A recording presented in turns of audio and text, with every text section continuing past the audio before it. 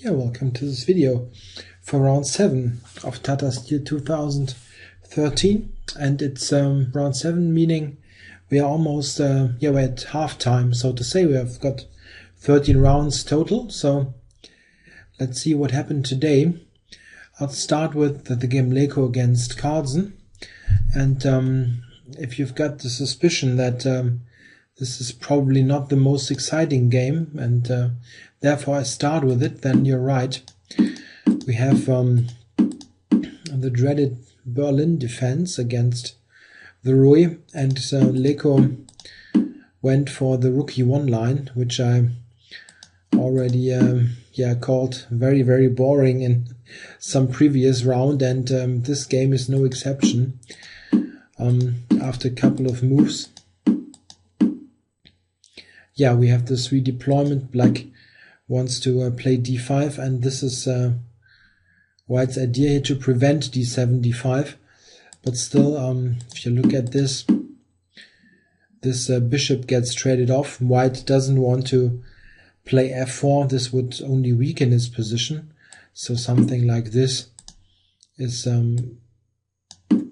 simply obstructing the bishop, and is a really wrong way to try to avoid simplifications. So we have this bishop traded, knight f6 and queen d4. So White has got some space advantage, but of course Black is very solid, and you can already anticipate the exchanges down the e-file. Knight e4. It's not really the kind of move that tests Black too much, but it's simply a very dull position. Carlsen just went rook e8, and we have this further exchanges. Here White decided to not take off all rooks and reduce or put all tension out of the position, or tension there is, I mean. He played rook ed1. This is probably a good idea to have at least some play, and but really there is not much happening. We see that Leko was spending lots of time while Carlsen was really playing almost all moves instantly, and this continues throughout the game. I've got some more exchanges, and here it's really over with all kinds of tries for White. We get to this bishop endgame, and here White only has a very slight symbolic advantage with this pawn that he can attack, and I think, at least for me, surprisingly Leko plays on until really very long time, and I don't really see how Black should lose. He just stays on d7, protects those two pawns. Okay, they're on light squares, and it's not very attractive, but how do you ever make any progress? White can almost never play a4, and opening the king side is also not easy, and it also wouldn't net anything. Whatever. We get couple of more moves. White moves the king to the king side, and all the way back. It's simply nothing happening, and Leko spent time, really lots of time. Okay, he's very good at exploiting small advantages. This is of course a well-known fact, but there is simply nothing. The clock times are of course a bit weird, we must ignore that, but it's clear that Carlsen had close to 2 hours on the clock at the end. He simply moved instantly, and frankly speaking, there's I don't know how to lose this. It's Black, very difficult to see. Unless you drop dead, you won't lose this game. So not much happening. Simply this line is just too tame. some players really seem to played very safe against Carlsen, and it's hard to win this way. Also, you don't lose so much, but how would you ever try to win? Okay, not much happening, unfortunately, in this game. So what else was there? We got a Dutch duel, Lami against Giri, and Lami actually plays one of my openings, which I sometimes play. This Ratty, Bishop G4. Yeah, in this position, Lami played Queen B3, which is the safe move. I actually play Bishop G2 and offer this pawn, which is much sharper and a bit more interesting, probably. Queen B3 got answered with Queen C7, which covers this pawn with a little tactic. If White would try to grab here, he needs to remember that the C1 is actually hanging, and after Knight C3, something like this, Black is perfectly fine. Yeah, in fact, we have got E6, and Black's put up a very solid position in the center. Yeah, Knight D2 is a relatively good try to get at least a little bit of something. The idea is to play E4, and this is what happened. Get some exchanges. Yeah, and here, in this kind of position, White enjoys really very, very slight advantage. The knight is on a good square, and we see that Black doesn't really want to get this bishop traded, so he retreated. And this is the consequence. White gets to F4, Queen to B6, exchanged. And here White has ideas with entering on D6. He played Bishop D6. He also could think of Knight to D6, but there's this little problem, and those two pieces are hanging, and this will cost material. So Bishop to D6, and this led to an invasion on D6 by the knight, which looks nice, but unfortunately it's only a temporary achievement. We see that Black regroups to get rid of the knight, and White exchange. The problem is you cannot really support it with the c-pawn, as now this one gets lost. And if you retreat the knight, then Black is fairly quick in pressurizing d4, and how do you protect it? You cannot play rook d1, as the bishop is on g4, and a move like f3 is also really very ugly. Let's say like this, and d4 is really a problem. So this is where White took on e8. Now played c5. Yeah, in fact, this is a very correct game, but a bit dull. They both play the moves that are good in the position, but they simply only lead to an equal game. Yeah, we have a slight imbalance now with the d pawn against b6. This b6 pawn is potentially good, as White can maybe get a pass pawn, but Black always has enough counterplay with his d pawn and in the center. And a couple of moves later, we see that this pawn is hanging, and White wants to trade it off. And here a draw was agreed. Yeah, both sides cannot really make any progress. The logical continuation is something like this: king here, check, back, and back to d4. And there's no way for both sides to get anything going. So yeah, correct game, but not too exciting for the spectator.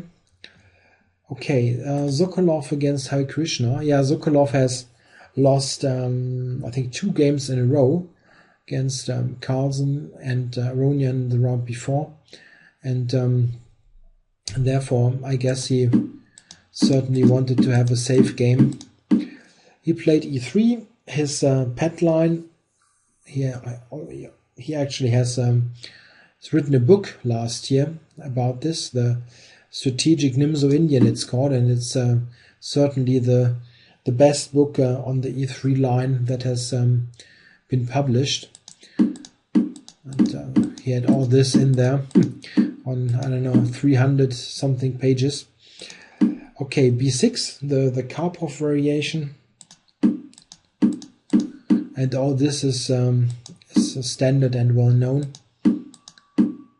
Yeah, white redeploys his bishop to b1 and wants to set up this battery against h7, which is really a standard setup in the isolated queen's pawn. There are alternatives, but this is one standard plan. Black retreats, bishop to b1, and now goes knight to b4, which intends this blockade on d5. And now knight e5. And now it's an interesting point. If black now would play the move that looks natural in connection with knight b4, I mean this move, then after queen d3, white would get what he wants. This attacking ideas against the h-pawn, and in fact, black can play this position. Yeah, I'm not saying he is losing or something, but this is really giving white what he wanted. If black would play a move like h6 here, I mean h7, you need to attend this threat. The point actually is that if white would take on d5 now, black would take with the queen and would even win the game. But white can retreat here and now has h6 as a possible attacking target. So knight b to d5 is something that white would welcome. Instead he played knight c6, and this is much stronger. It looks a bit weird to play to b4 and then right back, but the situation has changed. The knight is on e5 now, and now black simply attacks d4 with the knight, actually, not with the queen. Queen d4 would be answered by knight c6. But this is the idea. Black gets immediate counterplay against d4. And what should white do now? It's a bit of a problem. If you return to cover it, then there's at least the repetition, and you actually admit that you don't have much. So what should white do? Zukov played queen d3 anyway, but this allowed the simplification. And now black played the good move rook f to d8, an intermediate move attacking the bishop.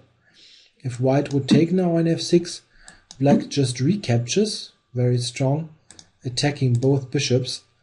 And black actually has even the better game then, because he will get one of the bishops and will have a good bishop pair at the end.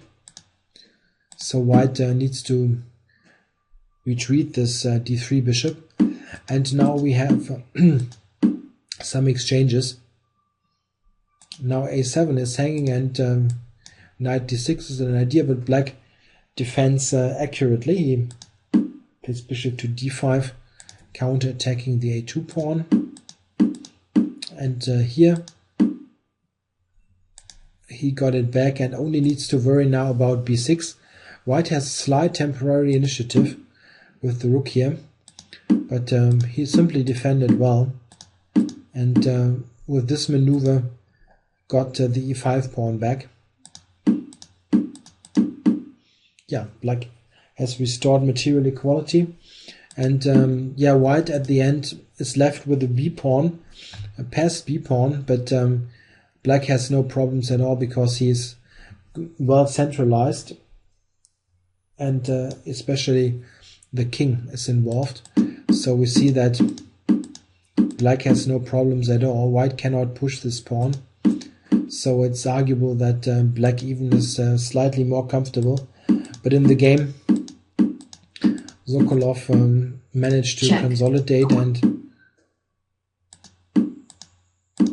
And here just check. Just a repetition of moves unfolded with a draw agreement here. So yeah, rather solid game. I guess Zukov was glad to have this draw, and Hare Krishna with black also wasn't too upset about this. All right. Next, let's check the game Hu Yifan against Caruana. Yeah, the Chinese ex-world champion, women world champion, had won the first game yesterday, and now with the white pieces, certainly trying to maybe strike again against one of the most promising young players, Caruana. Okay, e4 as usual, and Caruana chooses the calm variation of the Sicilian. Bishop d3, bishop c5. Yeah, this is a fairly typical maneuver. Nowadays, black attacks the knight, and after the knight goes to b3, just drops back to e7. This is not a loss of tempo, because the knight is significantly worse positioned on b3 compared to d4. And quite often it even wins a tempo, because the knight in some lines goes back to d4, as it simply is needed there in some situation, and then black has gained even a move with bishop e7. The drawback of this maneuver is that white has the opportunity to play queen g4, attacking the g7 pawn, and yeah, black doesn't really have a convenient way to defend it, a really convenient way. He can play bishop f6, which is also a viable option, but this always runs into these kind of ideas, amongst other things, but this is one idea. So the most popular move is what Caruana played. This is g6. This is also a slight drawback. We will see what I'm talking about. White now put the queen back. It doesn't do much on g4 anymore. d6, castles. I know, knight a3 first. Yeah, this is quite an interesting way to use the knight, but it's a good way. The idea is that white wants to set up this idea, and yeah, knight d2 would obstruct the bishop, and therefore knight a3 is a good idea. It's also one point that if black would play b5, I mean, this looks really silly immediately, but just to illustrate the point, then white's idea is that he's got c4, or she's got c4, and the knight nicely supports this as b4. Knight c2 would attack this pawn immediately, and this would be very good for white. So, well, b5 is silly as mentioned, but knight c6, bishop e3. And the problem is, now black needs to attend to this, so he plays rook b8. The idea is if white would go knight c4 now, which is stupid, then b5 kicks the knight back. So just castles. And now we see the problem of the move g6. Black is basically out of useful moves. He can play some half moves like queen c7 or bishop d7 or something. But one problem is how would you ever get castled in this position? If you play knight to f6, then there's bishop h6 and you cannot castle. And it's very hard to untangle this, so he decided that he needs to castle after all, or prepare that, let's say, and plays knight f6. And white instantly took the chance to play bishop h6, and now you cannot castle. It's not a huge problem at the moment, but it can get a problem if white would have some more time to prepare. Then f4, f5, or f4, e5, the knight would centralize, and so on. I mean, you cannot stay like this forever. So he played e5, and this intends, amongst others, the move knight g4 probably to attack the bishop, and then get rid of it. And yeah, here white used the opportunity, and she played bishop g7, rook g8, and took on f6. So white sacrificed the bishop pair for yeah, destroying black's castling rights and setting up a slightly unharmonious setup for black. Black needs a couple of moves to sort his position, and in this time white has improved the piece position. The knight drops back from a3 to, drops back is not the right word, yeah, improves his position from a3 to e3, where it controls d5. In fact, from a structural point of view, yeah, black doesn't have a problem really. It's a fairly standard pawn structure from the Naidorf or other lines like the Sveshnikov or Kalashnikov variation. What black disadvantage compared to these lines is that these pieces are the wrong way around. If the rook would be on g8 and the rook on e8, then yeah, there's simply nothing for white. But black needs to lose time to get this sorted out. So let's continue a few moves. It's all very very logical, I think. Improving the pieces. And yeah, black got the king to g7, and white repositioned this knight to put some pressure on the d6 pawn and control d5. Yeah, probably intending f5 at some point.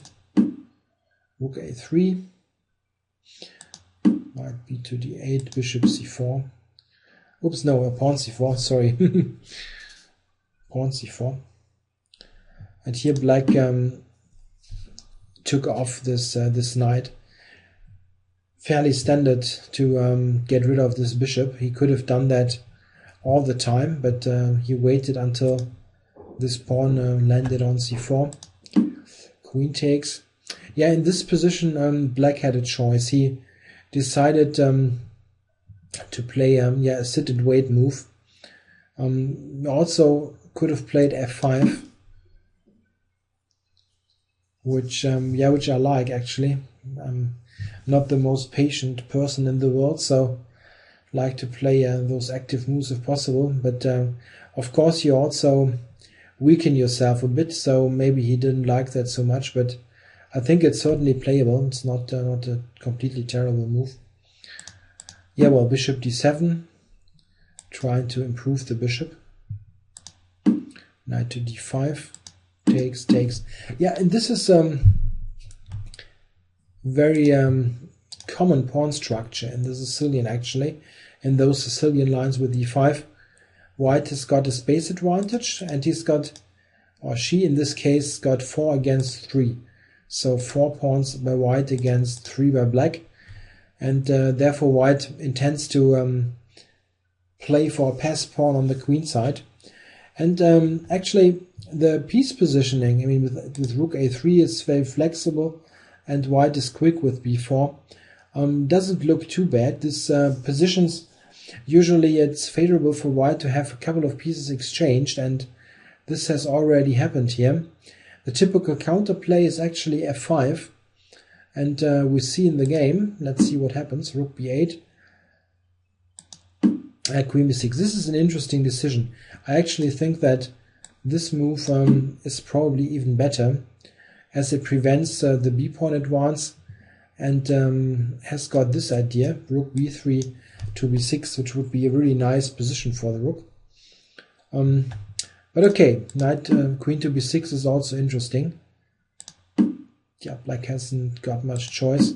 Yeah, and here we see that this is the candidate pawn that white would like to promote in the long run, with b4, c5, and c6 if possible.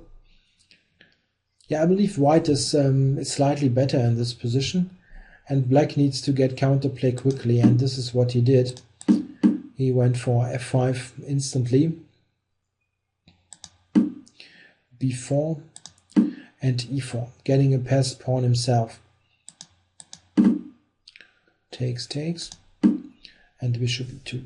Yeah, but black needs to be careful here. It's not so easy. I'm not sure if e4 instantly was so great, but it's not so easy here because white has a very straightforward and easy plan. If white would manage to get her king to e3, and then let's say rook c3, c5, white would have a clear advantage. So black needs to get some kind of counterplay really quickly, and this is why he tried h5. The idea being to play, oops, not there, bishop g4. As we see, king f2 was played. This bishop g4, what he played, is actually a big mistake. Probably something like this was better, preventing c4, c5 for the moment. But this leads to the mentioned position with king e3, where white should be better also. So now that I think of it, probably e4 wasn't such a great decision after all. The instant e4, maybe some preparation was better. White is slightly better anyway, but this seems to help. I mean, help white. Yeah. Okay, so bishop g4. And now here Hu Yifan played the move, oops, I have this somehow wrong. She played the move h3, and this is also a mistake in return, so to say. If white would simply play this move here, taking and c5, I think yeah, black would be in almost yeah, the decisive trouble. I don't see how you would hold this position. e4, g4 is all weak. You've got king e3 coming. Rook c3, c6 is an idea. I mean, this is close to being completely lost. The computer actually gives white a completely winning evaluation, and it looks terrible. This simply gave black another pawn weakness.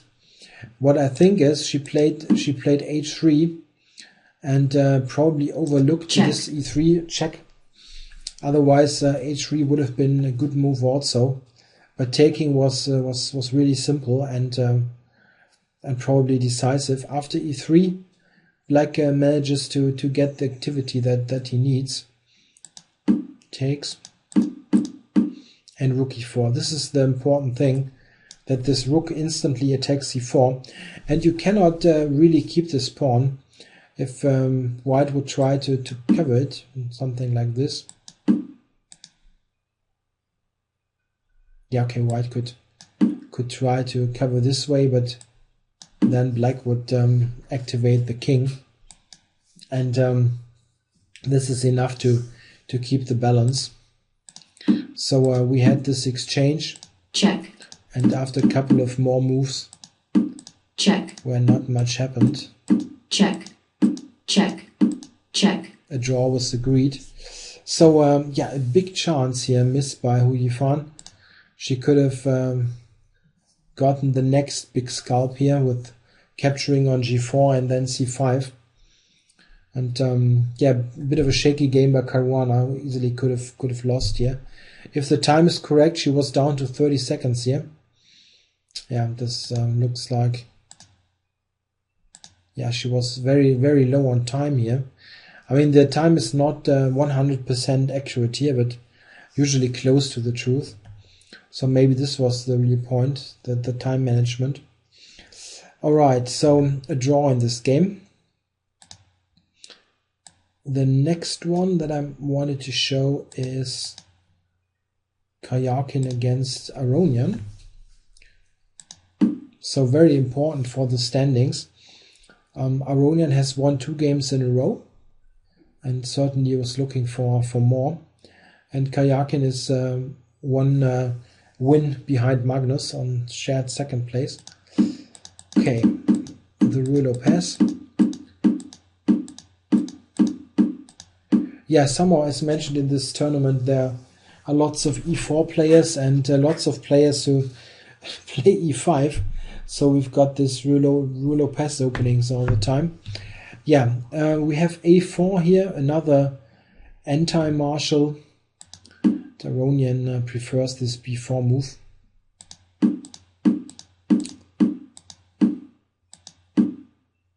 Yeah, all fairly logical. Black wins a tempo with knight to a5 and now is able to use the c-pawn.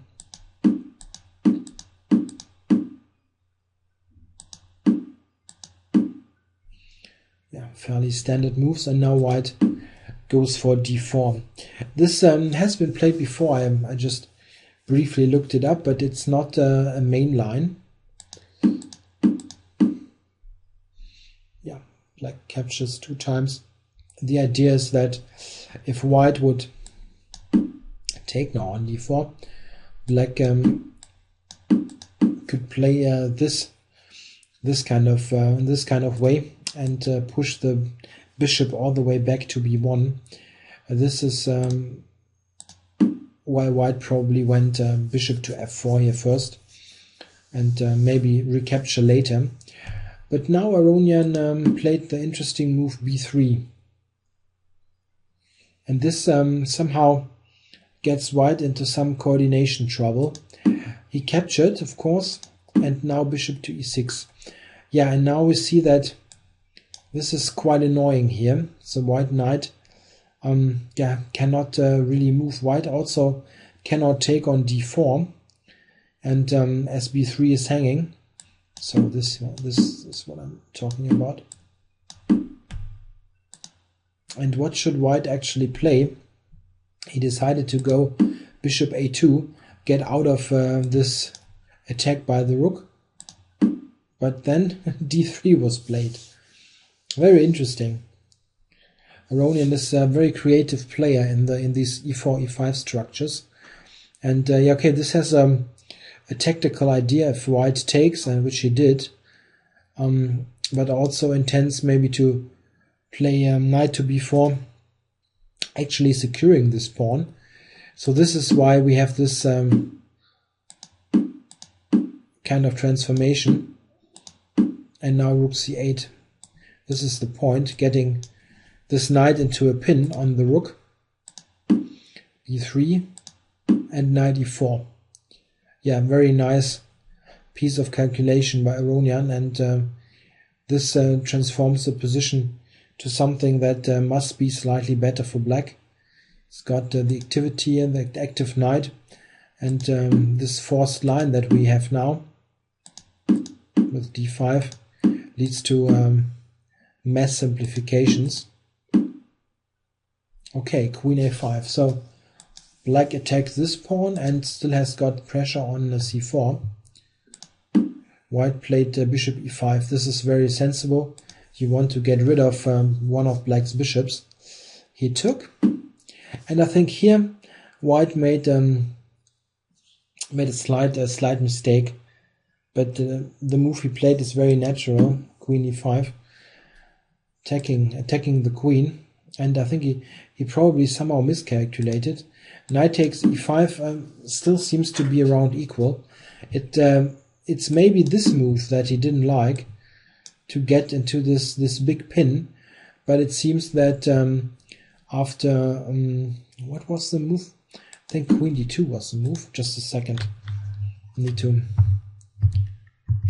to check this.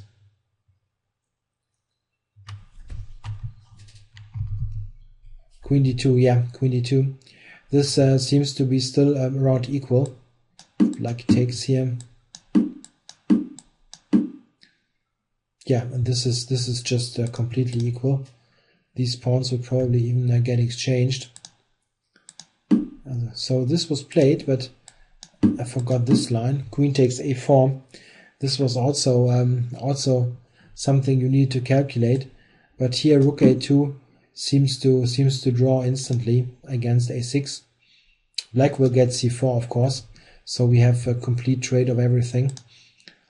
Yeah, this led to trouble. Queen takes a4 with the tempo, and In fact, there's a funny tactical possibility in this position, which we're about to see in in the next move. Yeah, what should white play now? This is hanging because of it's 3 times attacked. If white would cover like this, black would just win the pawn. So what he tried is knight to d4, and if black now would take like this, then there's this move coming, and it gets very embarrassing on g7. White is instantly winning. f6, queen g3, and you have no decent way to defend this.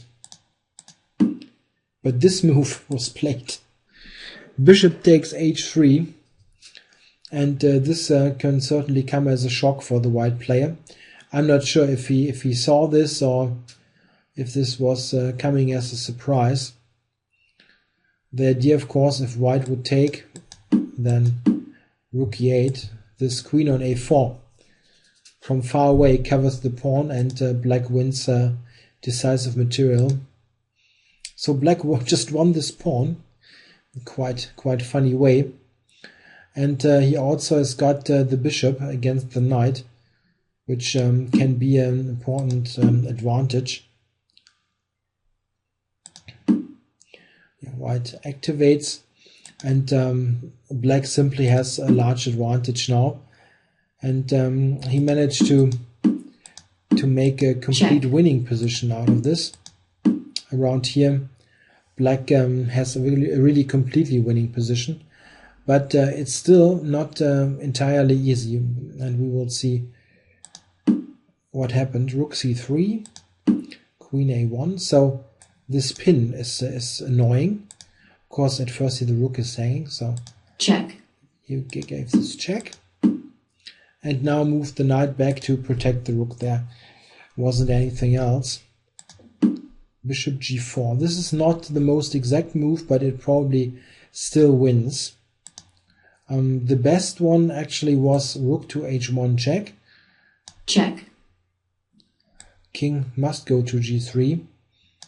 Not very convenient, but sorry.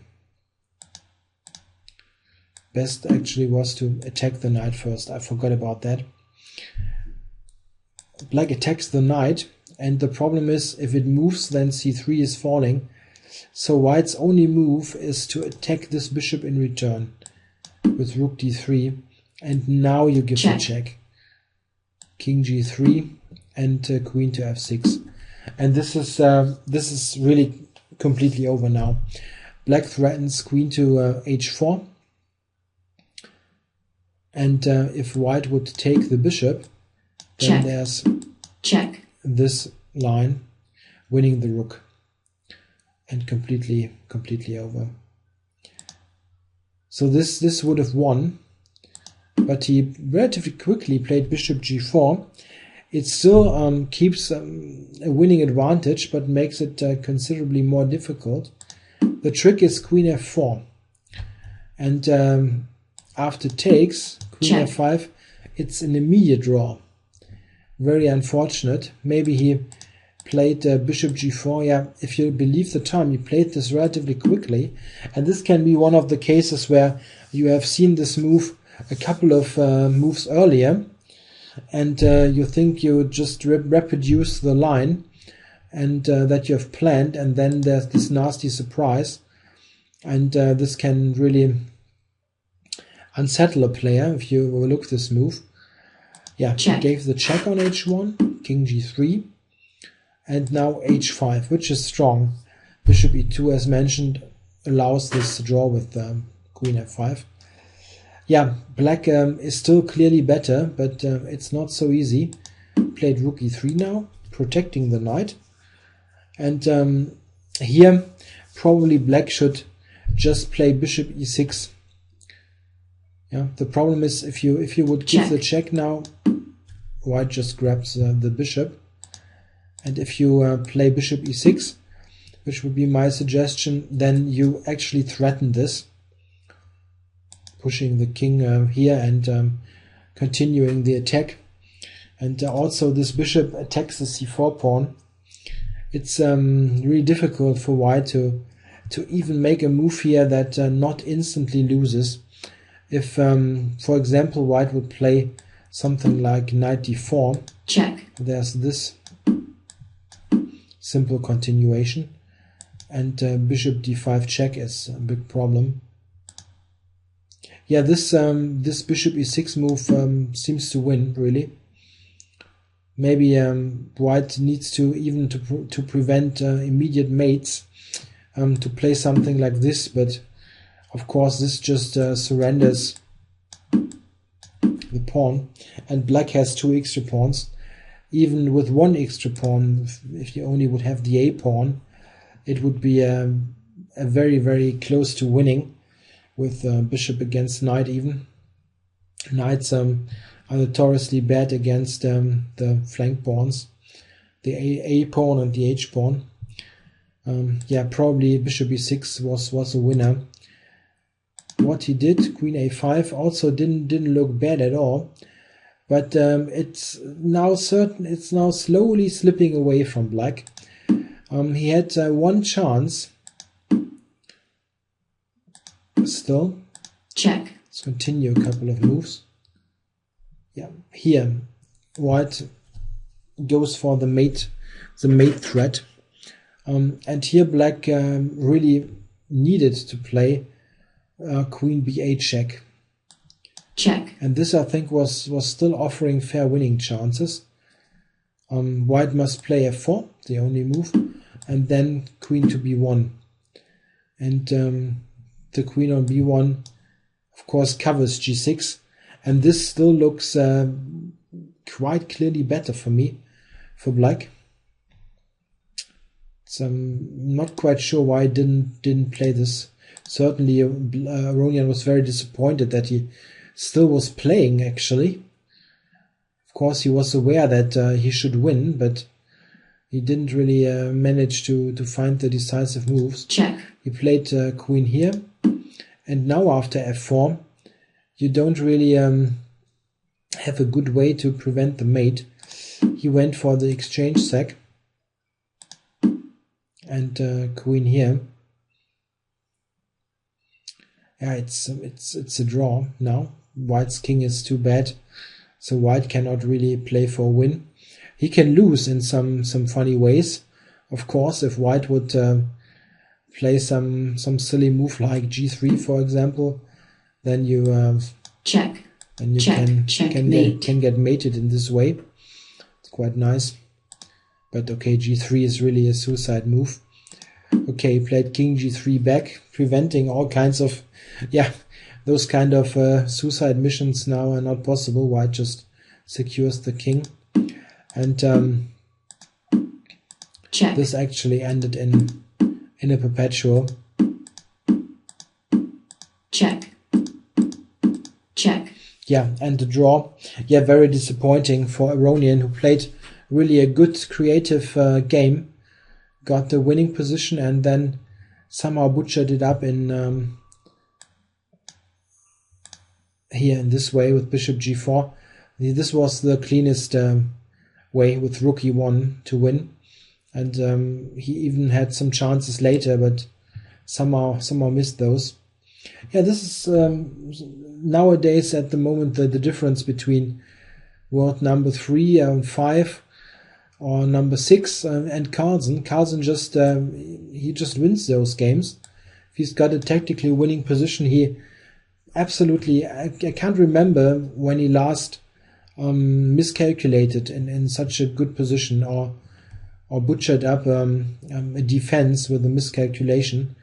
Really amazing. But those errors still happen to those other players, and this is really a slight difference. But it is a difference. Okay, so a draw in this game. The next one that I wanted to show is Anand against Wely. Vichy having a good tournament after a long period of drought, so to say. The Scandinavian defense, Wely is really playing all kinds of surprise openings. in this event. Queen a5, d4, knight f6. Yeah, and Anand certainly couldn't reckon with this opening. He played bishop to d2, which is a very rare line against the Scandinavian normal. The standard moves like knight f3 or bishop to c4. Bishop d2 is really rare, and we see that after a couple of moves, yeah, cannot take on b2. Rook b1, b7 would be good for white. After a couple of moves, black managed to get the b3 bishop, and now enjoys the two bishops, but it's not so great besides that, because the queen is a bit exposed on b6. Okay, it's the Scandinavian, you are used to this, but other than that, black can be quite satisfied.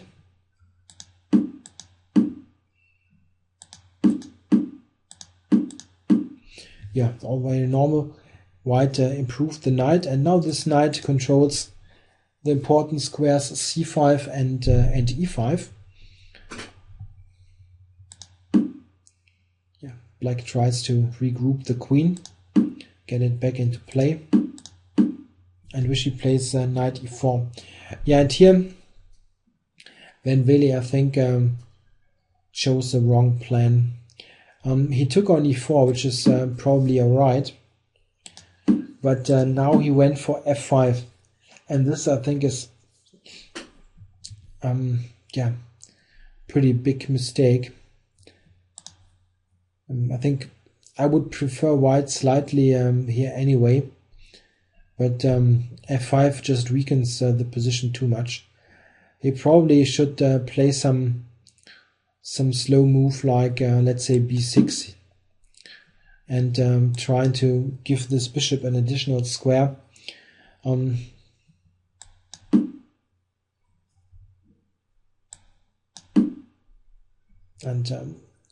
White looks a bit more active with the center. Can also play maybe b4, preventing c5. But black still is relatively solid. He at least doesn't have any pawn weaknesses or direct weaknesses of squares. In the game, after this f5, just have a look. White captured and played c4. And you see that e5 is opposed for white's pieces, and e6 is also weak. The direct threat is d5, d5, bishop c5, and this really gets downhill very quickly. Of course, when Wely was aware of this, he's not a bad player. I reckon he had some I'm sorry, he had some tactical idea in mind that didn't work. I'm not quite sure what it should be, because it's pretty clear from a strategical point of view that f5 is terrible. He certainly had some concrete idea which didn't work, but I don't know what it was. He played bishop e4 now, and after knight c5, white just threatens to win this on e4 pawn, and yeah, black really doesn't have much to prevent this. He actually, with bishop e4, initiated this sequence, but really I don't know what to recommend for black instead of this move.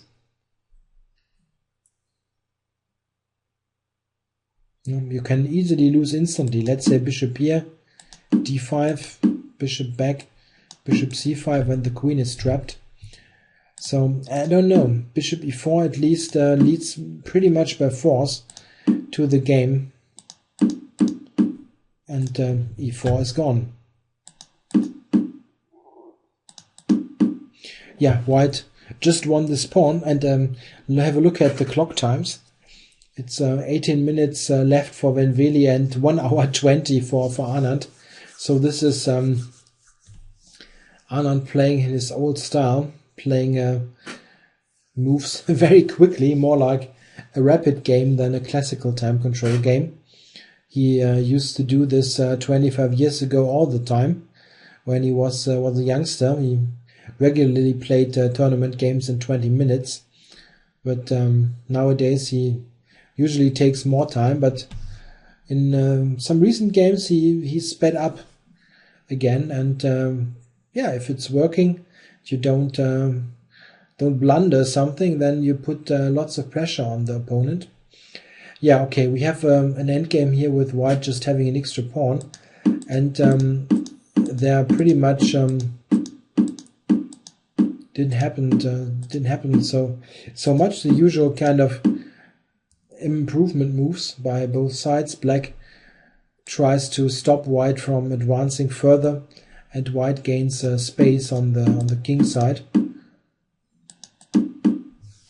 Yeah, and here when Wely made a tactical mistake, but I think in the long run it's probably lost anyway. He played rook to f8, and this allowed d5. It's a neat trick that he maybe wanted to set up. Black just took here.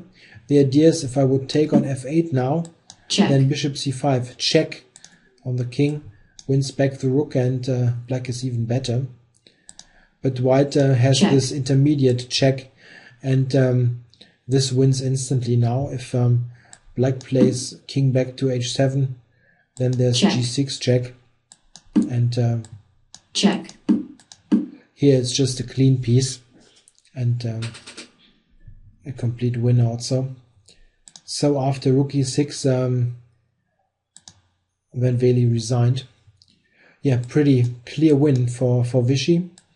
And yeah, he's now joined Carlsen in the tournament lead with +3. It's good to see him back in normal shape, winning games quickly.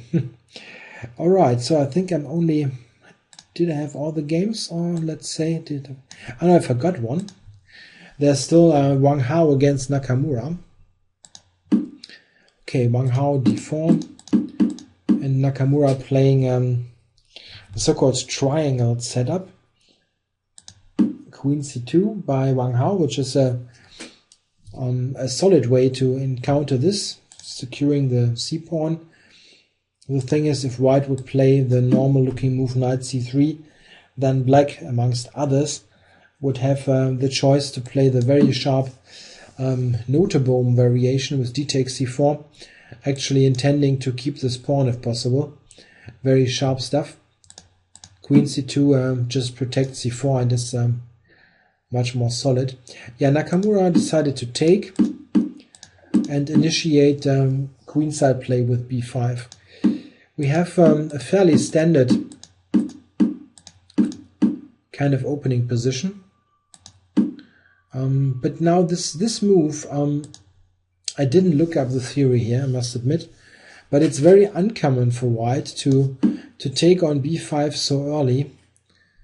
Usually white tries to develop first, like bishop to d3 or bishop to e2, because he wants to take on b5 in a position where black is actually forced to take with the a-pawn.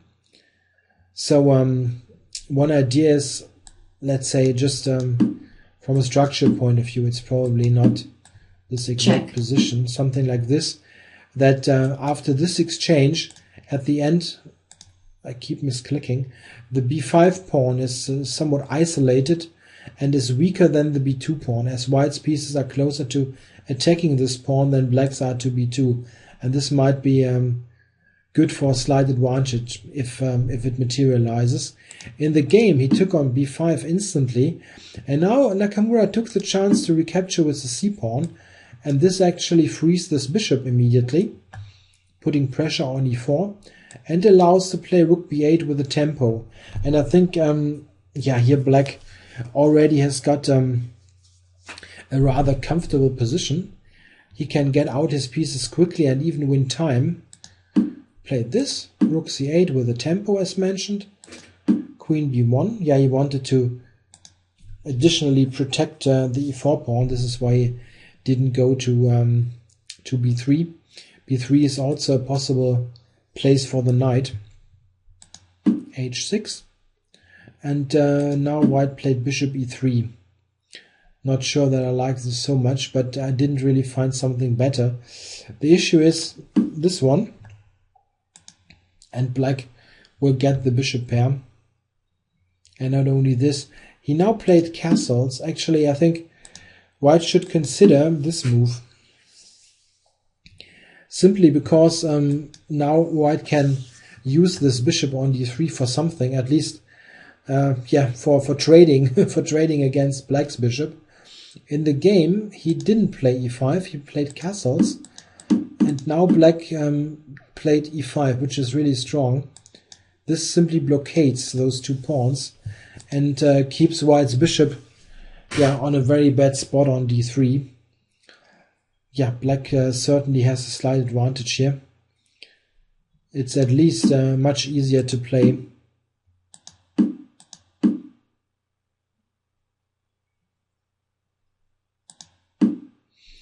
Knight a5.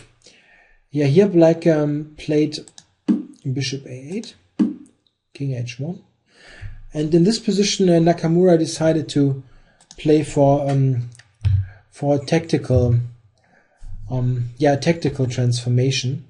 He had an alternative. He played bishop takes f5, but in fact he could also just take and play knight f6, and this is simple but very strong. How does white protect this pawn? Cannot play rook e1. This bishop is on b4. If he would play e5, then there's this intermediate move.